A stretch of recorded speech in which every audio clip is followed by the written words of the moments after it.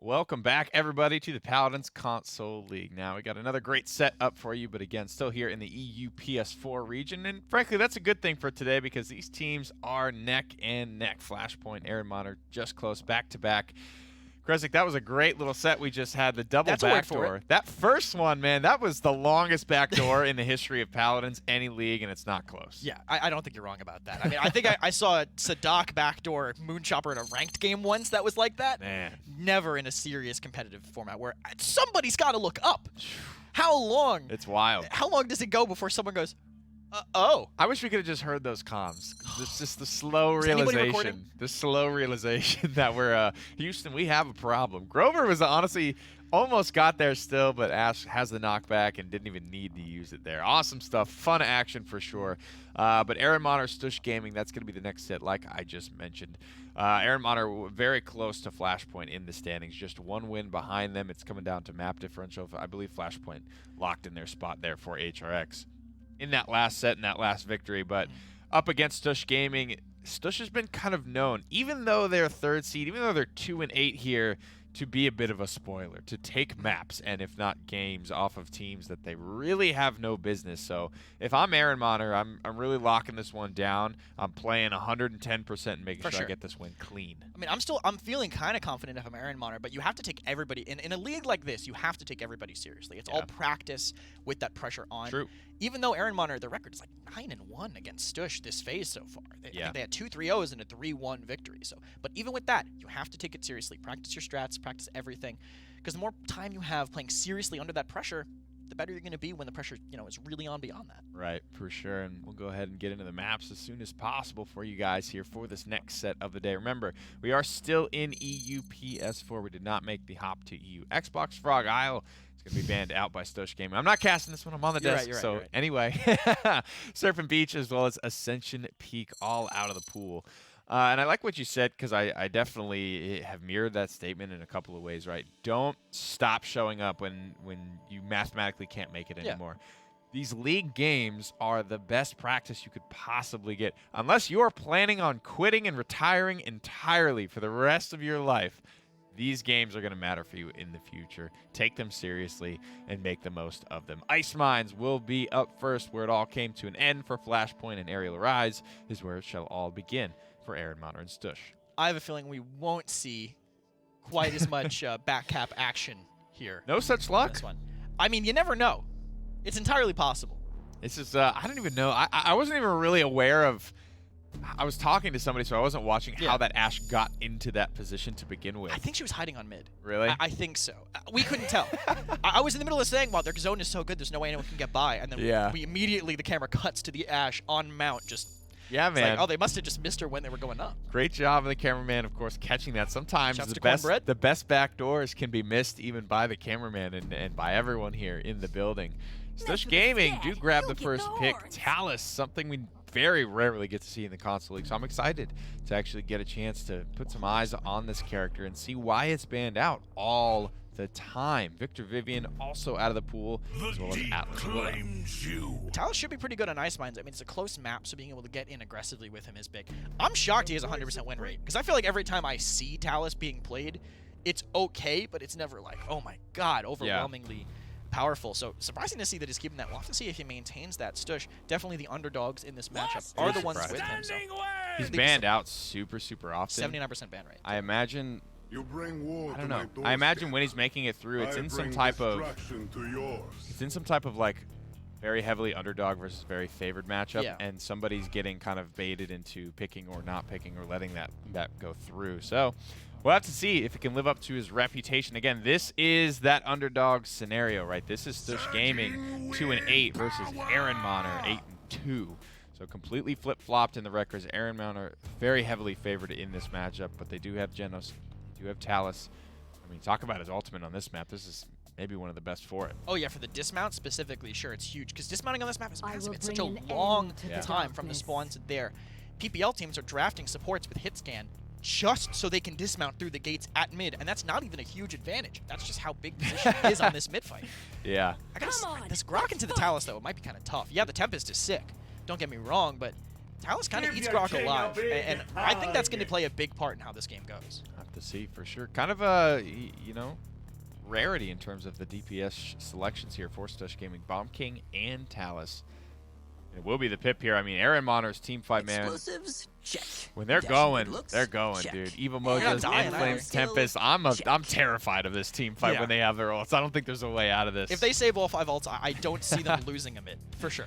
It would all come down to, I don't know, maybe a good assert dominance, stuffing that aggression. King Bomb? Really tough. Around a corner that they all walk into, I guess? I don't know. Nigh impossible to slow down, guys. Let's get it down to the casters for game 1.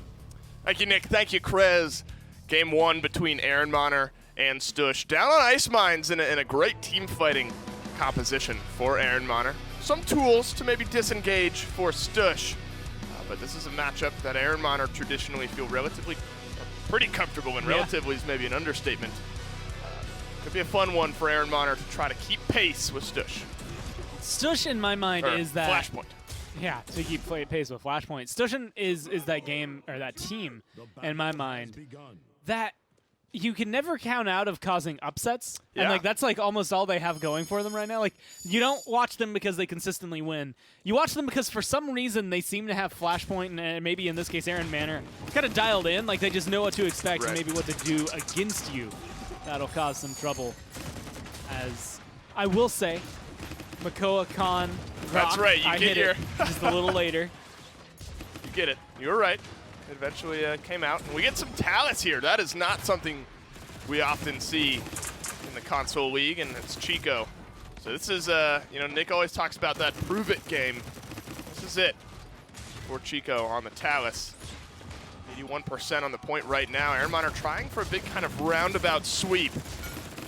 Finally, some engagements. Chico a little bit far forward, gets Commanders grabbed back. Nico Noob, though, finds the kill. Some good healing for Chico. Keeps him alive. And, the shell spin out. It's going to not be enough for King Nick, and Stush strike first. And honestly, what you're seeing with Talus right now, even though it doesn't feel like he's doing a lot, he's not getting all the kills. He's not really doing anything, right? There's a lot of damage, a lot of distraction.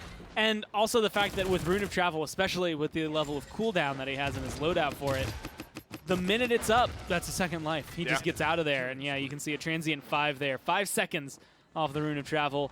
Also Evanescence, so you move 32%, faster while it is active. So he's going to be able to move faster and kind of get into engagements there. With Gus, he's going to be able to take less damage if he calls a little low, which gives him more time to react, teleport back, heal up, and just stay alive and kind of aggressive in these scenarios. Well, in the meantime of all that, Ernest grabbed himself 4 kills, 3 of which on the back. But good Evil Mojo. So after a bad start for Ehrenmanner, they at least find themselves a start to the defense. That you know, is often good here on Ice Mines. We did see 2 backdoors in one game, 1 for each team in our first set. So that's definitely not out of the question here. Through time and space, not connecting. Maybe a good assert dominance, but we haven't seen the stars align yet on the Ehrenmanner team fight. But now that those ultimates are starting to come up, Gord, now could be the time. It's definitely starting to look maybe a little more threatening. Dome Shield, probably not going to be used early on with a minute left. That's one that you throw out a little later if you're going to throw it out at all. King Bomb could definitely reopen things up. If you need to get a single pick, Talus is usually really good at it. But one of my favorite things, this is an old one, and admittedly, it's not always the best idea. Yeah. Depends on, you know, I guess your team's calls. You have Talus at the beginning of the round, dismount, and he will ult over instantly to try and dismount anyone and everyone on the other team. So they have to walk all the way up the hill to get to the point. It is funny when it happens, very unfortunate when it happens to you, but you are committing to him being able to accomplish, I would say, 3 of them. Right. Because you're only going to have 4 people on the point. He also has to walk back. That's the downside. Sure. That's something to keep your eyes on. He does have true power ready to go with 10 seconds left onto the defense. He's right up in the face of Ehrenmanner right now. It's probably not the time to put that ultimate on cooldown. Over time will at least begin here. One last chance for Stush Gaming to try to force Halo down. We've seen some longer captures on this map. This is definitely within the realm if some of these kills start to roll for Stush Gaming, but a bit of a non-follow-up on Elbo's aggression there. Not going to use the Evil Mojo, but some great cleave damage from Ernest is going to find the defense. They tied up at 1. That was like a Pip's dream. Yeah. I mean, I don't know if I've ever seen that many damage numbers in one area, but that was golden. I can't believe he Although, held you know, on to I guess right here, except this time it was the chickens. It's almost the exact same play that comes through for that, except he used the Evil Mojo the first time around. That is brilliant right there. How he had the presence of mind to hold off of hitting his ultimate just now is baffling to me, because all I see is 4 people very grouped up in an ultimate that turns them all into chickens, and that's why I'm sitting here and not over there, I guess. But you point out the true power for Chico on Stush. Maybe something to keep in mind here. We'll have to see if he elects to fly all the way through. Nope. Doesn't look like he's going to as of right now. We'll get some dismounts out there, though. Actually, neither team dismounting one another. But here's that ultimate starting to roll. Great Evil Mojo. Good Tempest as well. The move speed is absurd. Stush Gaming lose 2 at the snap of a finger, and Ehrenmanner gain control of the mid. Yeah, that was very hard to keep track of if you're just watching. That was 3 ults there for Ehrenmanner. An Inflame, an Evil Mojo, and the Tempest all popped at the same time. 2 of which giving move speed, 1 giving damage amp, 1 turning things to chickens. Like, a lot just happened there for Ehrenmanner. And a lot of it was the reason why they could stay in control, and Overpower as well. It's going to help keep things going. And Nico's too low to get in with that King Bomb. Yeah, you had to think twice. In the meantime, Ehrenmanner grab point number 2. Mid-fight number 1 of this game. We'll have to see if they're able to convert this one into an offensive push.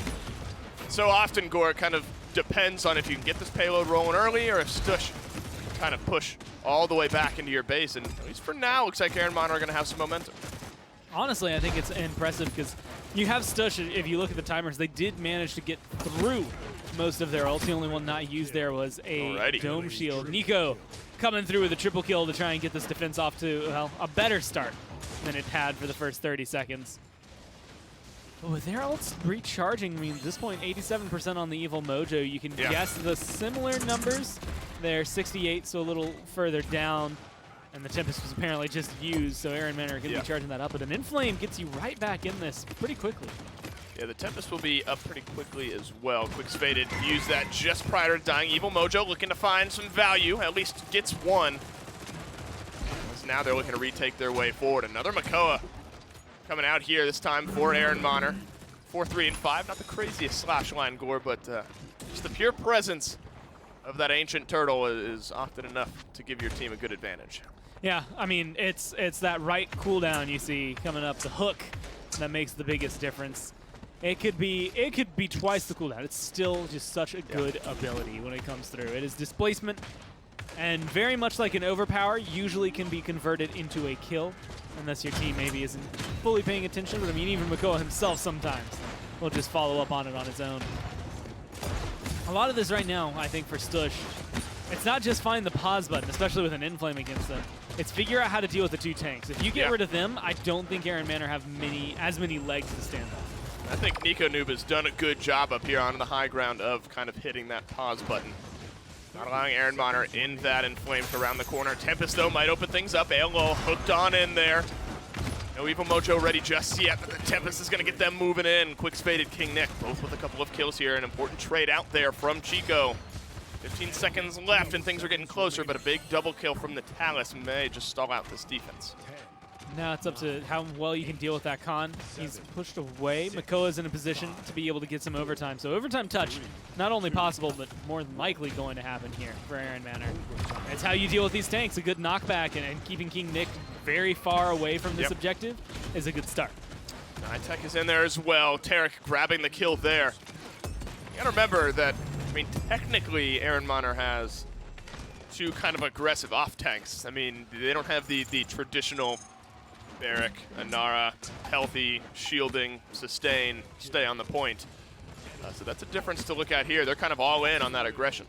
Yeah, I mean, it's working out for them in the places where it needs to, but it's that kind of draft and composition and play style that if you slip up for a second, you kind of lose your momentum. A lot of it is like a wrecking ball. Like, it swings down, and it swings really hard, But once it hits, it starts to slow down a little bit, Yeah. and that's kind of like your moment. If you're able to recover from that, or maybe you don't get knocked down fully, you'll be able to go through. And for me, that means looking at that King Bomb specifically and seeing what it can do. I think everything else on this for Stush, maybe the true power there for the Talus could open up some doors, but I think Nico has the best team fight ultimate for them, and it's kind of all on him to make this clap back as hard as it could. Seen some good, some bad. Chico starting off with a kill is good. Topson as well gets one for Stush Gaming. King Nick, not using the Ancient Rage, realizes this is a losing fight for Ehrenmanner. Nico Noob, you brought up the Bomb King. He's making it look good. Double kill there helps out Chico on the mid fight. And now here's that unforgiving zone of Ice Mines. Unforgiving is the only term for it. It feels, and this might just be me, it feels like Ehrenmanner captured the point so obnoxiously quick last round. Yeah. This one's slowly but surely tripping forward. 81%. It's going to be a one-for-one trade. There's no more Grok, but they're on the objective with an Ancient Rage. They move forward. They have an Evil Mojo as well. Ancient Rage keeps him alive.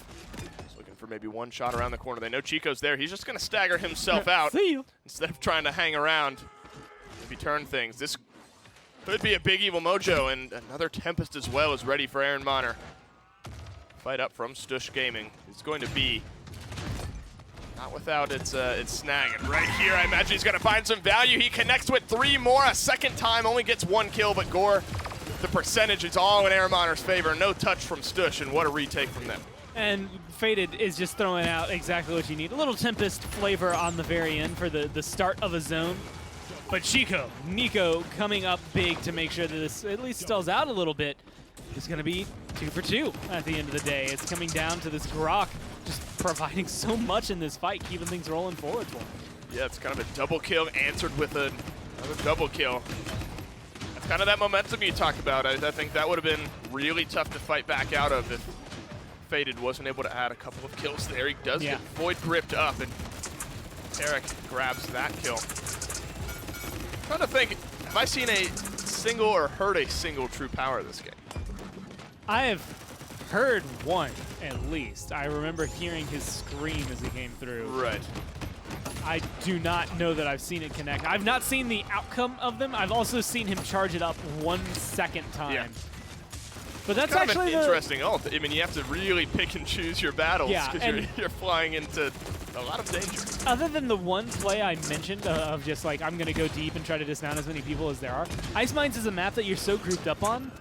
Trying to true power somebody is a difficult decision, almost impossible decision to make, because you're like, all right, do I want to dive in for this pip when Makoa, Khan, Grok, and Furia are right there? 3 of those champions can stun you the minute you land, and that means they'll kill you instead of you kill them. It's risky, and Ehrenmanner are taking a little bit of a risk. They use pretty much their suite of ultimates. The Overpower is the only one that's going to be immediately ready on maybe this final push, whereas Stush has a good bit to defend with. But then the ultimate kind of skills would tip back and forth. It always comes down to just kind of one final pick. Maybe that's what you look out for here. All I need is, like you said, one thing that could open this up. It could be Chico if they want to convert this one as they start walking it down. That's going to make it a 4v5. They have respawn proximity. That's about all they have going for him right now. Low health bars on the side of Stush. And now's the time where you need to go. You have them staggered out just a little bit. The respawns are going to be so much faster from them. Nico Noob looking for the King Bomb to find the stun. Into the Ghost Walk. He survives. Faded does. King Nick grabs the kill. High-Tech finishing things off with a little Commander's grab. Tobson needing to make the miracle play on the Genos, and Chico's going to die on the pile with the rest of his team. LO is back in with the shoulder bash. Not going to be enough as Ehrenmanner roll their way to a 4-2 victory. Honestly, that breakdown happens right at the King Bomb. When it starts charging up, it rolls through. If it was anyone other than Grok and Khan, that's a good ult that turns this fight around. We're sitting at a 3-3 point fight. Sure. Because it's Grok and Khan, Ghost Walk, Battle Shout, they don't care. Yep. And so you come down and you, unfortunately, end up in a bad position trying to kill them off. And so, unfortunately for Nico, that meant a death. Yeah, and we kind of touched on the Deaths did, rather, the really aggressive team fighty draft that Ehrenmanner brought to the table. And there were some moments where you could tell they got kind of staggered out a little bit. Yeah. The defense for Stush Gaming that one round didn't always connect for Ehrenmanner, but when they kind of got that momentum rolling, got their feet underneath them, it was at least a little bit easier for them to find those victories. Stats coming onto your screen now. Top damage in the game by far for Nico Noob at 129,000 damage. But maybe more consistently high numbers ish, I guess. I mean, really damage-wise, I think Stush kind of has the lead there. Faded and Earnest, though, did a pretty good job. And I think that shows a lot. I think Stush got a lot on the defense and that's on true. the defensive sides and defensive zones than what we saw. Ehrenmanner, their damage, and part of the reason like this screen kind of tells the story, it just translated to more. Aolol might have been able to accomplish more damage. He was 1 in 13. Thompson 1 in 4. But when you look at Earnest, when you look at iTech, when you look at even Filleted, 6 and 4, 9 and 5, a lot of these really good slash lines come through because their comp was built to just kill you. It wasn't built to we're going to poke you out and zone you that way. It was made to just blow you up in the moment, win the fight, and then move on and win the next one. And Earnest was able to do that. You could kind of note a little bit earlier in the game before those Rezil 2s, Rezil 3s started to activate for Stush. These Evil Mojos were hitting so much harder because, like, you can see right there, that's kind of about that midway point in the game where he does hit 3. You only have really enough time to get maybe one of those kills, but the fight kind of after that engagement, if nothing else, it's kind of CC. It's a momentary, like, 2v5 almost. Even if you're not going to get the executes, you can at least get some CC, and they found those team fights very well. And that's one of the things I think that they just were consistent with, was not only finding the team fights, but just because of the way Icemines plays, similar to why Talus ult isn't as good on here, is you're almost always grouped up, and that's great for Grok, who's going to get a lot of free damage off it, and it's great for Pip, who's also going to get a lot of free damage off of it. Yeah, I'm not excited to be flying into the grouped up enemy team. Not on Icemines, at least. Ehrenmanner come out swinging in Game 1. They grab the win. See if they can do it again in Game 2.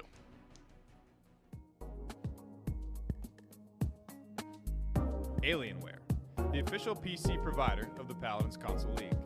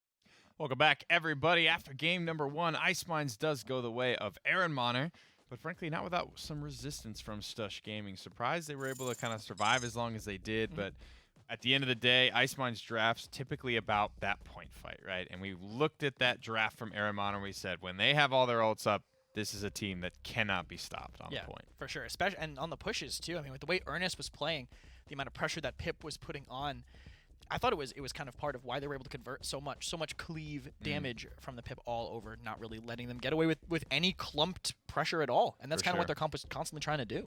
How did you feel about the Talus selection? I know why you're saying that. Yeah.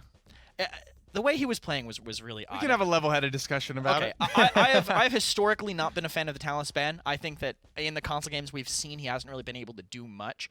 I could not believe he had a 100% win rate on this region before going into this, but still, he kind of played very defensive, and I don't know if I like that. He was constantly just poking away from mid-range. I think it's kind of vestigial from when Torvald was a big factor in drafts, right? They're used to playing around that Torvald and having that damage amp and the safety to not need to play from mid-range. And, you know, with him gone, I think Talus should probably go as well. We'll head to the map screen, though, and get into game number 2. Frankly, we've had something like this with it hasn't quite happened in the same fashion, right? But with Torvald, you know, exiting, there has to be something else to take his place. Talus was never really the strong ban. In PC, there was never really anything that Torvald pocketed ban. It was always Torvald, right? Yeah. He was always the cause, and they didn't want to ban the symptoms. And that's what I kind of feel is happening here. Talus is only a problem because of Torvald. And like I said, frankly, I haven't seen it be a problem without Torvald, and sometimes even with Torvald in the console scene. It's fallen a little flat on its face. Some of his wins have definitely been in spite of the Talus. Like, Talus will win, and I'll be like, wow, the rest of that team did a real good job. Talus was there. He was small. He did his job. Genos potentially first pick Talus, still banned by Stush after their performance of the last game. They feel like they don't want to give that to Ehrenmanner. Genos is going to be first picked, spreading that damage amp, and healing through walls on Jaguar Falls, which is a pretty big deal. Right. Again, this Stush is kind of the underdog in this matchup, so maybe if you were the favored team and you picked up Talus, you'd be able to show us something different. I'm open, as I always am, to having my mind changed. But for now, I think I'm pretty settled on my opinion on Talus. Genos into Khan, into Vivian. She was one of the bans there on Ice Mines, but is now taking Talus's place and actually being open and available. Ehrenmanner with the Genos still have a lot of flexibility for the rest of their draft. I was going to say, I think it's a good DPS to pair with the Khan because she's just so good against Khan. That shield shred really just does not let Khan get away with too much. His sustain is so based on his shield and how much he can use it to kite away that just getting rid of that consistent damage that is so excellent paired with Wrecker once Opportunity and Chaos is stacking up too. I think that's smart to get rid of. Plus, probably the best Assault Rifle character left. For sure. And those Assault Rifle characters are a hot commodity here in the console draft. You saw two of them banned out. Tyra doesn't really make the cut anymore these days, but she used to be fairly popular as well. Fury and Makoa is a great little combination 1-2 punch here for Stush Gaming. Continuously get something they want to rock with. Again, you're right. Have the Luminary. If you want to go for the hunting party, people really aren't stacking damage amp too much nowadays. But she does have the Bird Monster. She does have the Mercy Kill options as well. If this is actually a Ceres, it could be kind of interesting. This is probably going to be Soul Collector, potentially. I don't think we'd see Mortal Reach. We're going to see some DPS Ceres. Well, you don't really need the range for Mortal Reach on this map. The extra timing on the heal is good, but still just having that in could be a good addition to the team. And the Sky pick would be interesting too. Really good at melting down that Makoa. Sky is basically just a Makoa counter pick a lot of the time. Maybe a little more flexible on console, I think. We see her in some more places, but having just debilitate poison bolts, plus her primary fire being boosted by the Luminary, gonna make it really hard for those tanks to do much of anything. Yeah, on paper, man, Sky does the most damage to high health targets, but she also does a ton of damage to low health targets as well, right? She just has high DPS. That's really what it comes down to.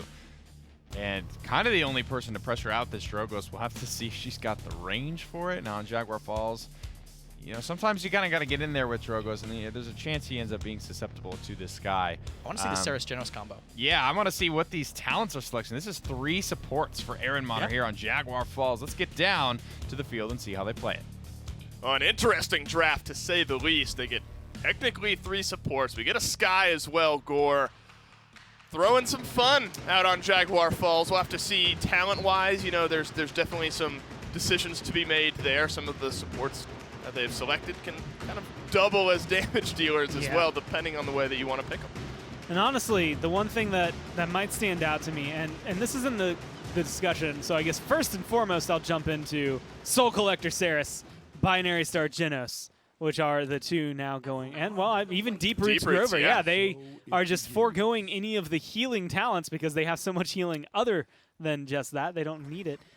But Soul Collector Ceres is something we have seen do a ton of damage in the past. Binary Star does pretty well. Looking at it, if an enemy is affected with Soul Charge, you move faster. It's actually built this way for Ernest to potentially do a lot of damage. Things can fall apart for this kind of draft really fast. It's banking on Filet there to kind of pick things up, which was my second point of discussion. In, Strix, that stealth change means a lot because he's very far away. Yeah. You deal damage to him, maybe you hit him for one shot, you don't know where he's standing now. Sky has to be up next to you. Illuminate still hurts Sky just as much as it did before. Not maybe slightly less considering she doesn't pop out of it, but you're still going to be able to track her. There were a couple moments. They finally killed Nico Nu, but they were missing just a little bit of extra damage, at least at the beginning of this fight. A fight back here from Stush after early game dominance from Ehrenmanner. Dragon Punch ready to go here for Chico. Might find somebody off to the side, grits the wall up, and the Dragon Punch times out. Can't turn quick enough. Elo does grab a kill onto 1 of 3 healers for Ehrenmanner, but that Dragon Punch goes searching, and it was close. I'll be honest, every death that this Inara might get, I think can count as a failure of 3 members on the team, considering she is a healing sponge. And it feels like it should be impossible to be able to get that, but Stush, they fight back and I think show the weaknesses again. It's very good at healing, but not very good at surviving, and a very weird twist of events to kind of counter to what you would think. If Filet doesn't go big, nobody really can.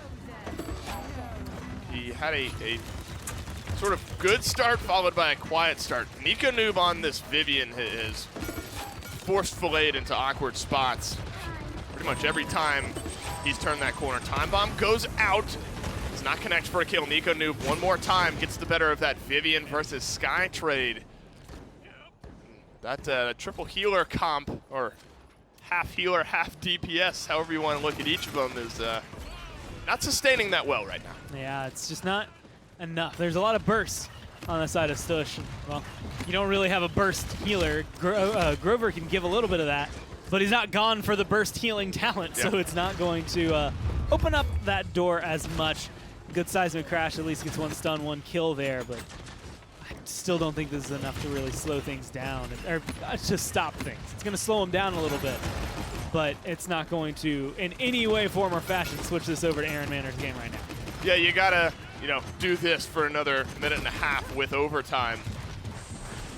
Just kind of slowly melting down. I mean, if you watch the health bars from the Stush Gaming perspective, kind of see where maybe a lack of damage is an issue. Nearly getting the kill there is Ernest, but hooked out to safety, and Tobson stays alive one more time. Plenty of damage to be done, but it's maybe a little less consistent for Ehrenmanner. Oh, now it's going to be coming through for Stush with an Inflame. They're looking to run through the last little bit of timers for it, so a little bit of damage going to get there, but it does buy them that zone back, kind of the other side, I guess, of that ult. And the Dragon Punch, this should get rid of Inara nice and clean. And that time it does connect. Front line gone now, nobody really in range to contest. That means Stush Gaming roll themselves through to a 2-0 lead. And not much to hang your hat on if you are an Ehrenmanner player right now. All grouped up. I mean, the damage charts are about as close as I've maybe ever seen. But this Drogo's damage is really tilting the scales. Drogo's really far ahead. Sky really far behind. I'd expect Makoa to be maybe a little higher, but the fact that Sky is sitting at 22, even if we round up to 23, behind the Saris, behind the Genos, behind the Grover, your draft isn't working as intended. Or you're getting a lot of poke, very similar to what Stush were doing last game, and not quite doing anything with it. Also, I'm going to throw this one out there. Chico, in my mind, is memorable for his Drogo's play. Yeah. And I was kind of discussing that, like, Kresnik, I think, was a little distraught at the Talus not doing too well during the last map. And when I saw, I look at Chico, the first champion that comes to my mind is Drogo's. Yeah. And seeing him play it here, this is part of the reason why. Yeah, a couple of these ults haven't been what you want, but damage-wise, he's knocking it out of the park. Yeah, I mean, honestly, aside from that one kind of blunder Dragon Punch, been doing great in every other aspect of the game. Time Bomb is going to buy some peel for Ehrenmanner. Stush Gaming still around the corner. One final shot into Filet. Elo finds it. Pops the Ancient Rage as well, and he's going to absolutely melt through these squishy backliners for Ehrenmanner. Just not enough damage to pull him down. Seismic Crash not completed. Nico Noob comes to the rescue, and a good fight from Stush Gaming puts him right back on the point. Now that I've thought about it, a giant number just stood out for me. When you are a DPS player, you have anywhere from 22 to 2,600. I think 26 is the max with Hyra. Most of them are sitting at like the 2,400 mark, give or take. All supports have kind of been normalized to 2,100, so that's 100 less health than what Chico's going to have here. And they deal maybe 3/4 the damage on a good day, let's say. Furia can kind of get up there. Genos can get up there. Well, let's say at max you can deal 3/4 the damage. Yeah. You lose 200-ish health. and you're just not hitting as hard, and you're, depending on who you're looking at here, not really healing that much either. I don't know. It just feels like the concept here for Ehrenmanner seems good on paper, but then in execution and numbers-wise doesn't line up the way I think you have in your mind. That's always half the battle is you can draft something cool and fun, you then have to play it and make it work.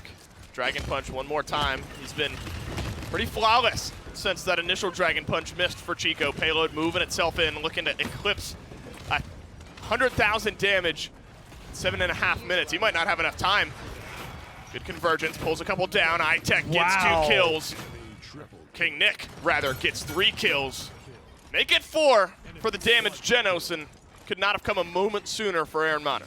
And you know what, King Nick, you get all the kills. That's not your win. That is Ernest the entire way. That was such a good convergence to be able to pull people in like that. That's one of the few things that you are missing here. Shields can block the pull, and I'm guessing that none were up for Elal or Tarek. And so they both kind of get collapsed in on. It yoinks that Drogoz out of the sky, which around the point fight, that's what made them lose. They were able to win a couple of kills on the side, but no one's able to really get to Chico. Try to buy one more win. Time Bomb counters out the Inflame just for a second. They're still going to have it at their back. Another good hook. Brings iTech right to the waiting arms of Topson. You have another through time and space. Does not connect this time. Vine on in, but now the supports are trying to do the contest thing, and that's not what they're meant to do. Stush came in looking to run away with this one in 4-0 fashion, and they do just that. Again, theory, fun for Ehrenmanner. Yeah. Not execution based, though. It comes down, and the damage charts will tell us this. I think, obviously, the KDAs will also point it out, but you're losing health that you would normally have, and as much as it seems, oh man, 100, 200, maybe 300 health as a support or versus a DPS, doesn't seem like that a lot. It's just an extra shot that you can take, really, in a lot of these trades. But you have to think of how hard you're hitting as well. Genos, Binary Star, 360 every shot, but his shots are coming out incredibly slow. It's nice, but Drogoz is firing faster than you and hitting harder than you. That's where the trade-off really comes down. And so damage numbers, notably, all except for Ernest below 50K. Ernest only slightly over. Chico did, depending on how you want to slice it, 3 members worth of Ehrenmanner in his one game. And, you know, I mentioned just prior to the end, he was at 90,000 about 10 seconds before that game ended. And was able to just amass a huge amount. I think that's about an 8-minute game if you count kind of the mid-round time. You know, you're in the 6, maybe 7-minute game time, and he was able to get over 100,000 damage. So this is what Stush need. We mentioned that they can, you know, kind of upset some of these teams that are higher than them in the seeding. Maybe there's a bit of an asterisk on the Ehrenmanner draft, but Stush Gaming certainly played well. I think that's the thing. Stush is a good team, and mechanically they have it, but the issue that I think they've always had is it's specific map strategies that they can play well on, and admittedly they have, I want to say, let's say 8 champions, maybe, total across them. That's always been one of their problems, that they're a really good team, they just don't have as deep champion pockets as we see out of, you know, the likes of Flashmore. When you have to go against them, you're never going to look good. But being able to come through here, experimental draft from Ehrenmanner, but a huge win. And I mean, if, you know, Flashpoint weren't already qualified going forward, if theirs had been a 3-2 earlier, this win absolutely would have helped them, just giving Stush one number there. It's that moment where it's like, if you're Ehrenmanner, you don't have anything really left to lose. But it's still kind of, you know, worth trying. I like the fact that they go out with that support, though. I think it's, again, interesting. Numbers-wise, it looks like it could work on paper, but then when you see execution, no. I mean, we ask for some of the teams that aren't qualified to, you know, practice, try some fun new things. So I guess if nothing else, Ehrenmanner did that. We'll have to see if they can keep that up. Tiebreaker Game 3 right after this break. Respawn, the official gaming chair of the Paladins Console League.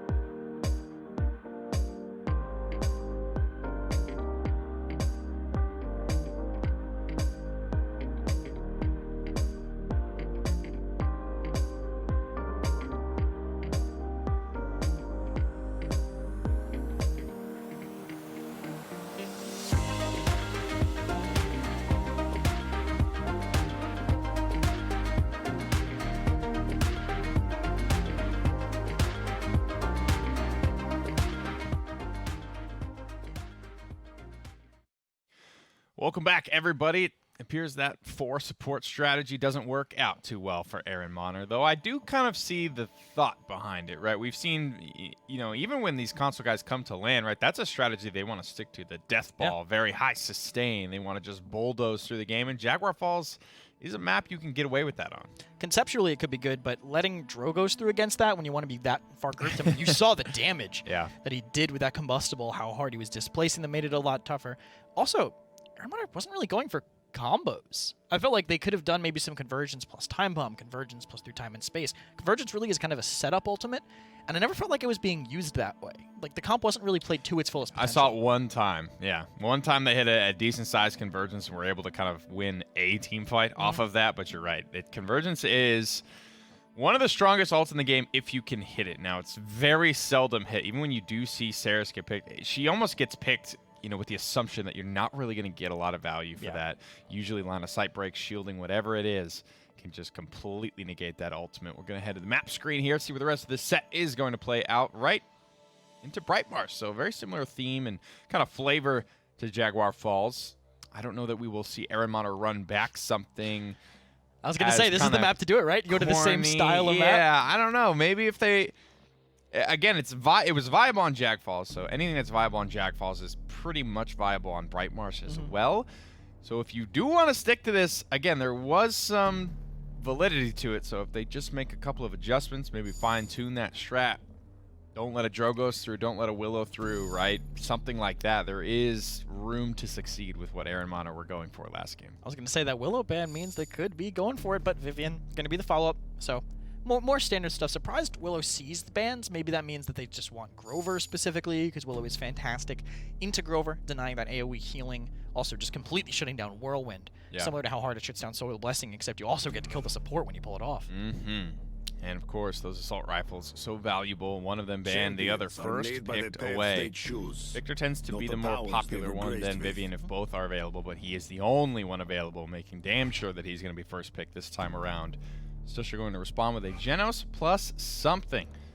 A lot of flexibility in the front line role as Atlas is the only one banned out, but they are hovering Khan at the moment, and he is kind of like the assault rifle of the front line class, right? He can get in there and just kind of make it happen with the storm of bullets. Especially when you're boosted by Luminary, too. Yeah, it hurts, man. Except for that damage difference, Khan can get away with a lot of damage, and just walk away from it, too. If there's not a ton of wrecker yet on the other team, shield, shout, so many ways to just get out of that fight and not let them punish you at all. It's like Barrack Makoa, a really good frontline combination coming out from Ehrenmanner if this is what they decide to lock in.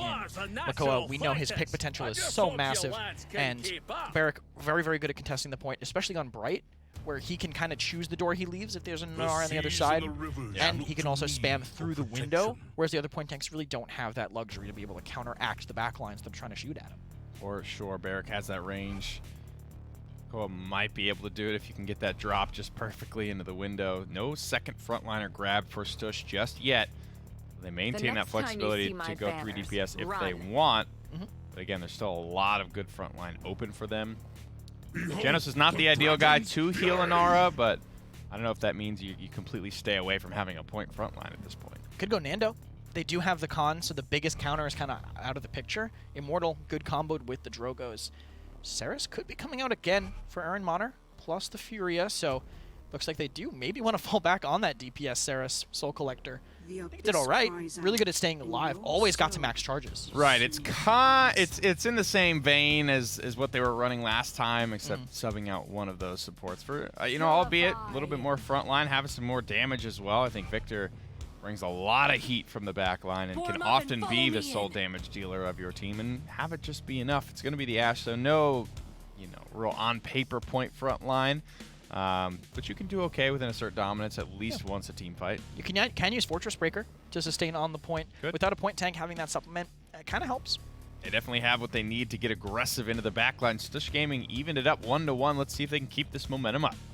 Oh, Gormizer, they go back to kind of, it's not 3 healers for Ehrenmanner this time. They do have 2 with the Saris and the Furia, so at least a little bit different from maybe what we're used to seeing.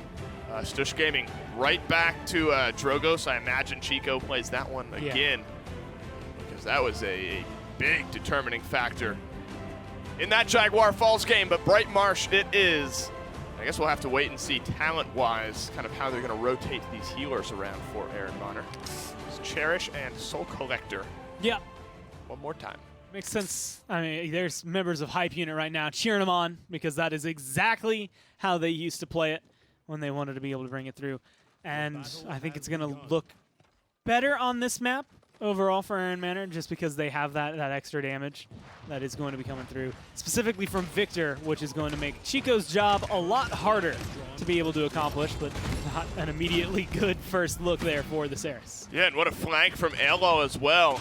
And we've always kind of talked about Elo as, you know, Stush in general have had a bit of a hard time in the PCL, but Elo has, I think, kind of consistently been one of those better off tanks, at least in his region, from who we've been able to see him compete against. So always good to see him open up the door for his team. And Ehrenmanner were able to get 45%, but now surpassing that is Stush. And good zone from Elo is going to make it very tough. So low as Ernest just needs one last shot, but gets himself some healing. A lot of good damage out on Ehrenmanner, but hey, lucky they have the two sisters in healing coming through. Very different backgrounds for how they got those healings. One embodiment of the abyss, the other one having pure pyre healing.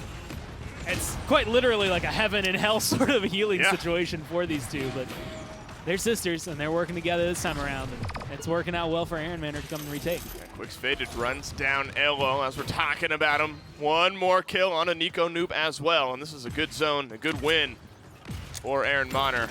A much better look early game for the Saris.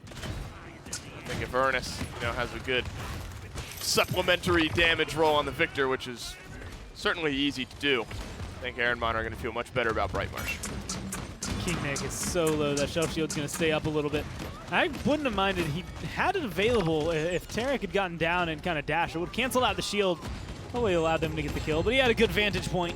And he just kind of hung out up there for a little bit, looking to just try and start this defense off on the right foot. Not getting too many kills to do so means that Ehrenmanner are still perfect in this vicinity to retake and reclaim this land. Maybe using an ult to do so, and there's going to be a barrage and an inflame. Started off for Ehrenmanner. One connects on a Chico up high. Elo drops down the assert dominance here in the back line. King Nick unable to shell spin back out to safety. Dragon Punch now flying through from Chico, who's his target. Unable to find one at the last possible second, doesn't connect. He just couldn't find anyone because the rest of his team was doing some good damage, and Ehrenmanner used a couple ultimates, not able to make up any ground. Now Chico is one of the better Drogos I've seen in console play, period. But today he has had a miraculous knack for ending the Dragon Punch 2 feet from where he needs to be. It is impressive, because the first one was a good Inara wall on Jack Falls. Then there was another one that came up just a little short, and then this one that comes up just a little short. The pathway to get there is never quite as clear for him. And it's just been fun, I want to say, for at least from my perspective as a spectator. It is very fun to watch because you never know. That's almost always been a guaranteed kill. And seeing it fall flat, it has so many implications that reverberate through the game. Especially if it puts you, it hasn't quite cost him his own life just yet, but not yet. So often it'll put you out of position, and you don't even trade out 1 for 1. Could be a big difference maker. So something to be aware of as this game continues on. Quick's Faded, opening kill onto Nico Noob, now 3-2-3 on that Leon. So look for a little bit more damage out of Nico Noob. They're going to get this one moving, Ehrenmanner, with 15 seconds left. This is a short enough map that, in theory, they could get there.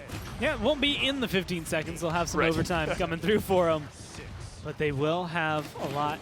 Inflame already coming back up. They have Barrage. They have one Convergence that I think could be worth throwing out here if they do come around this last bend. But that's the hard part, is coming around the last bend. Having any of it contested by Stush makes it a lot more difficult. And with an assert dominance, they could absolutely kind of hold this ground and push them out. Barrage might just do that. Chico gets stunned out of the air. Barrage just needed one more connect onto Elo, shoulder bash, but to safety? Kind of. He's back there behind his shield. So his life continues on. Dragon Punch back onto the payload, looking to kite backwards now. Does it connect? It does, this time onto iTech. But you lose your front line, Ehrenmanner, and that's kind of all she wrote. King Nick was right there. And actually, the fight looked like it was somewhat going okay for Ehrenmanner, but they're just not in range to contest. It's weird. I'm trying to. This is going to be where the mental math comes down. When you look at the ults, it was 2 for 2. Because Ernest, surprisingly enough, at the 41%, did just drop the barrage. It has not been anywhere near enough time for that. But he canceled a little early for those shots, so he maintained a little bit of it. Of course, 4-0-2 is also helping him out. And they use the Inflame versus Chico using the Dragon Punch and Aelol using the Assert Dominance. So I think on end, Ehrenmanner comes out ahead just because their 2 ults charge up faster. Essentially, Ernest should get his about the time Filleted with a morale boost gets his. Chico will be slightly behind them based on damage numbers. And then Aelol's the one that's kind of dragging them around for that. And with a missed overpower, it's definitely in favor of Ehrenmanner for this fight. That's a big difference maker for Stush Gaming. Gonna have to get it done the old-fashioned way. Through time and space could help. Not going to this time, though, as Tarek dashes backward. A bit of a flank from Faded. Grabs the kill onto Topes, Dome Shield now very aggressively for Ehrenmanner. Aelol with the only kill for Stush Gaming. They do have somebody back on the point. That's their healer. They're going to continue this aggression, but find themselves a good start to the fight. A couple of more shots is all it will take. I mean, there's an Ancient Raging Makoa playing defense for your team. This is as offensive as an offensive zone can get. It is in your face. You are locked in base. And there's no way you're going to be able to round these last couple corners to get back to the objective, even with some good mobility. I mean, maybe you could slip through if you were Ashe, if they don't body block you, and then you had your ult, you could have jumped around. But there was nothing that would have allowed Stush to get back to that objective. That was a good zone from Aaron. And I think that this victor is really starting to heat up for them. Unstoppable 10 streak for Ernest. Raj doesn't grab too much, but he does get the kill onto Topson. Things could keep moving here. Much faster pace to this offensive push. Savage for Ernest. 3 kills melting away. Stush Gaming, 13 streak for him. Now they're all the way back in pace. And now the question is, you have to pick and choose when you jump down and try to contest. That's honestly, that is a very difficult decision. You jump down at the wrong time. You wait too long, Inflame and Convergence come back up. And you jump down to defend, all of a sudden you jump down to die. Yep. And with Inflame online, 30 seconds, or a minute and 30 seconds left on the clock, it's going to get popped. Yeah, they're looking to close this out right now. They're trying to keep this payload moving in. You lose Tarek. King Nick as well, though, goes down. The next couple of kills are going to be the most important. Chico dies. Good. Convergence pulls into. Are they able to capitalize on the damage? It looks like yes. Aelol last to fall. Ehrenmanner grabbed themselves 3. Looking for one more mid-fight to end the game. It's all they need. The biggest thing coming in favor of Stush Gaming, though, yeah, that goes through. Comeback mechanic and ult advantage, all going to be sitting in your favor, though. You're going to have to outplay them this time around, though, and there was a lot of what just happened that wasn't bought on Ultimates, was just bought on a good flank from a Soul Collector Saris. And if you were going to name sentences that I didn't think I was going to say today because I haven't had to say them in Console League for a while, that would be one of them. You also need someone to get back and deal with Ernest. He's 12-0-6, 85k damage to his name. A nice wrecker, so your shields don't mean anything to him. Cauterized too, so your healing really doesn't mean that much to him. And he's in the pocket. No one has been able to get to him and take him down. He's done, kind of a lot better of a job of killing Chico. He's gonna catch a salvo. Come on, I talk you up like that for that long, and that's how you die? He gets absolutely blasted by the salvo. Dragon Punch connects this time for him, but he does trade out his life, so a little bit of a win there for Stush Gaming. Look at all of that damage from Quick's Fate. Is gonna force the shoulder bash from Stush. From Aelol to get back out to safety. They do have fast cap. Barrage could pull it out, just looking for one last angle. Quick's Faded is maybe there to clean up on this fight. 70% now Eclipse for Stush Gaming. Trying to hold on. A hook, not going to connect, but Dome Shield going to get dropped down, and that's going to give point control back over to Ehrenmanner. They're going to get aggressive, and Enlightenment comes through, hits, but it's not going to be enough to find the kill. Ehrenmanner just dodging out the abilities in the appropriate way and kind of trading off back and forth between everybody. Now, lo and behold, Ancient Rage coming up, but they have the Inflame, which is absolutely going to empower them, plus another Convergence. The 2 healers are getting it done here for Ehrenmanner. 10 streak and 15 respectively. Inflame gets popped. Nico Noob gets a kill, but it's not enough to get them back onto the point. Ehrenmanner grabbed themselves win number 2. And unfortunately for Victor, he did die once. that entire time. The rest of the team, they all do really, really well. And I love the kind of play style they have. Soul Collector Saris, again, it's something we've seen some of the top teams in console do in the past. Yeah. It's something that I think I've only ever seen work on console, but in the right hands and on the right map with the right players, the stars align. And I think having that, a convergence, the damage from that, plus the inflame coming down from Furia, all of the healing numbers and everything kind of meld together and make a just unstoppable force. Everything seemed to be working for Ehrenmanner this time around. 97,000 damage for Ernest. So kind of countering out what, and you look at the flip. I mean, early game, the amount of presence that Chico had, and Ernest just wasn't able to really hit his stride. He did it. He died twice, one at the very beginning of this round, and then literally as the game ended, Nico Noob got a kill. But for undying on the other 4 points, it took a little while for Ernest to wind up in that one. But once he did, once that Victor started hitting, and you could get that 1-2 punch of Soul Collector and just good old Victor damage, there's no chance for Stush. And Faded was a huge impact for that one. 55,000 damage, 30,000 healing, though, that comes through. So you want to add those together, which I would for a support. It's 80,000 affected health somewhere in this, whether he's taking some of the damage away or giving some of it too. But also, and I would say even maybe more potently, a lot of this came without having to use the convergence. I mean, this time it was there and would have been fantastic, but it didn't come through. But so many of those moments, especially in like narrow hallways and everyone lines up, Soul Collector just cleaves through, hits 2, 3, 4 people, and all of a sudden you're dealing enough damage to, well, save your team. I mean, I guess it's kind of this one data point that we have, but so much damage for Quick Spade. I was going to ask, maybe that it starts to come out a little bit more. I don't think it's going to be a very popular pick. No. It is fun to watch, though, when it works. Ehrenmanner need one more win to close out this set. Let's find out if they do it right after this. INAP, powering the control room for the Paladins Console League.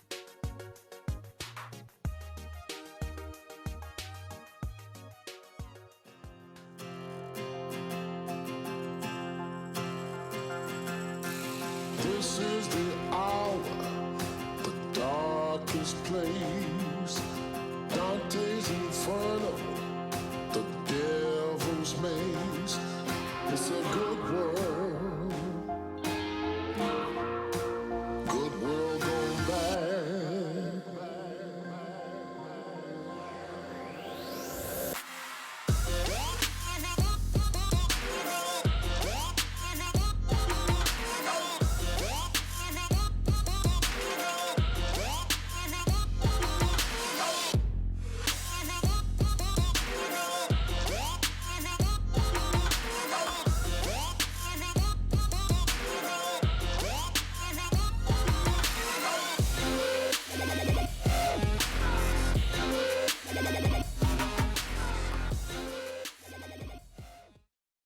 Welcome back, everyone, and slightly a little less cheesy on the support categories, but still with the overall theme of that Soul Collector Saris crushing it home on Bright Mars.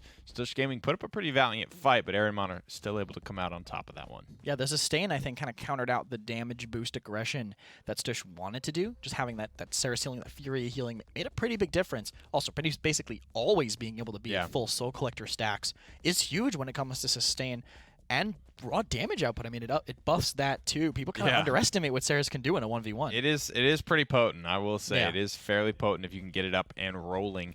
And again, we mentioned, that strategy that they went for on Jaguar Falls fell very flat, but there is viability there. And again, on a map like Bright Marsh, which operates roughly the same, go a little bit further the other way on that spectrum, and what do you know? Ehrenmanner find themselves a win. Let's head to the map screen and see where the rest of the set is going to play out. That's Jag and Bright both used up, so we're going to have to get some different flavored things now, and Splitstone Quarry is just that. Much more open space to fly around. I think Flanker's wicked popular on this map. Not a lot of EV Mave players here, but we'll see how they respond and try to use the space available to them here on Splitstone. I mean, we see plenty of EV and Mave both on console on this map because they're just that good. Just having that verticality, being able to flank behind the enemy team and actually pressure the backlines, because the backlines can do so much spam on the point. Point tanks have a really hard time on this map getting away with any objective capture, especially potentially Ehrenmanner's point tank in the face of this Victor. Ehrenmanner respond to the Victor with the Barrack and the Genos. I like this. Very nice pairing because, you know, as opposed to what we saw, there is merit to Khan Genos, but I like the Barrack Genos. I think Barrack has the flexibility of being a point frontliner while still being able to contribute a lot of damage if you can hit those shots. However, Khan on this map, if you're hitting the overpower, that's good for a kill every single round, and that is very tough to fight against. Especially if Ehrenmanner end up going for a 3 DPS, which they have the ability to do at the moment. They could easily flex this composition. But with Makoa still open, got to remind myself how often good frontliners are open in the console league and how it's very rare, I think, that we will see a 3 DPS. You're pretty much always seeing good tanks. Yeah. For sure. You're never seeing a team that's getting tank starved for any reason, and if an off tank gets picked, as in like a off meta tank gets picked, it's for a reason, you know, like bringing out a Ruckus on a Warder's Gate or something like that. Just having those options open for a console are always going to be there. Willow Victor is a nasty DPS composition on this map for sure. Willow and Victor do so much pressure. This is her Willow's highlight map, I would say. I think her best. I agree. I actually think this is her best map as well. Moji is going to be, it looks like, the final selection here for Ehrenmanner. Okay.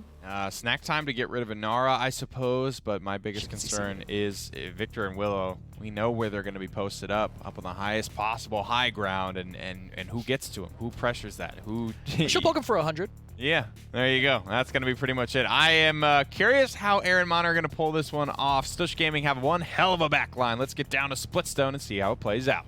That's right. Ehrenmanner keeps surprising us, Nick, and this time it's Moji on Splitstone Corey. Yeah. That is the interesting twist in their draft. Moji on Jaguar Falls is kind of falling into that category of I'm not surprised to see it. Moji on Splitstone Corey still raises my eyebrows. Yeah, you could give me Moji on Jag Falls any day. Moji on Brightmarsh, I'm not even too, like, surprised at. Stone Keep, you start getting me a little like, okay, what's going on here?